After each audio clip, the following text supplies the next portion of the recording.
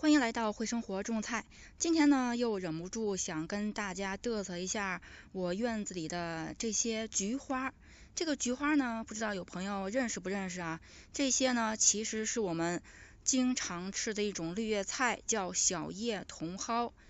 这已经不是我第一次介绍它了。我相信很多朋友都种过小叶茼蒿，但是呢，很少有人把它种到这么长的时间，种到夏天。看到它开花的样子简直太惊艳了，而且你看到这个花啊，一包种子啊，同一包种子居然长出来两种花，有全黄色的，还有白色和黄色相间的，你看多漂亮。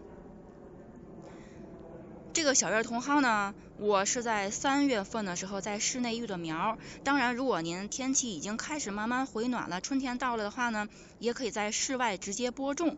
室外直接播种，天气条件特别合适，20度左右的话呢，它基本上从种子开始1个半月到2个月就可以采收了。小叶茼蒿大家都知道是吧？具有一定的保健作用，它可以什么呢？可以安神、养胃、利尿、预防便秘，因为它含有很高的膳食纤维，所以呢，它还可以促进食欲，所以呢，它有一定的保健功能。所以小叶茼蒿呢是非常值得种的啊。而且呢，在这个种植小叶茼蒿的时候呢，我们可以适当的密植，不用给它拉开间距啊，因为它长得本身就是那种瘦高型的，剪了之后呢，它从芽点的地方又会长出新的叶子，所以呢，就是越剪越多，越剪越多，所以导致了我这个花呢也是很多的花苞，因为我之前采收过好几次了。所以就是说，这从3月份一直到现在7月份啊，4个月了。除了我们不停的采收之外呢，到现在还可以欣赏它美丽的花。这个花呢有很大的特点啊。现在呢正是各种菊花盛开的时候，这个小叶茼蒿的花呢同样也不例外啊。所以呢，咱们可以把这个花啊妥妥的种在前院，邻居看了都会称赞的啊，回头率会非常高的。这个花还有一个特点，就是它花期特别长。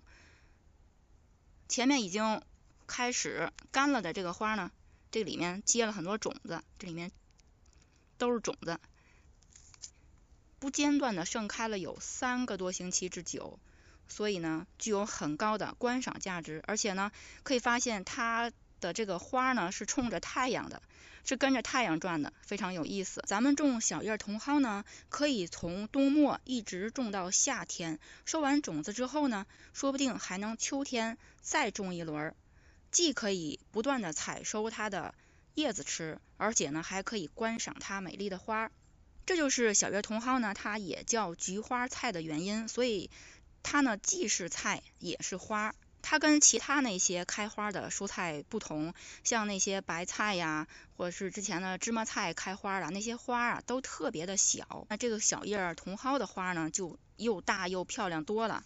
当然你不能和它跟向日葵比，是吧？毕竟呢，它是一种菜，这个菜能开出这么美丽的花，还能给你收种子，已经真正体现出了它最大的价值。现在大家看到的这些花呢，只是其中的几棵而已。我大部分的小叶茼蒿呢都已经采收了，像右边这些辣椒啊，之前种的都是小叶茼蒿，我只是留了几棵而已。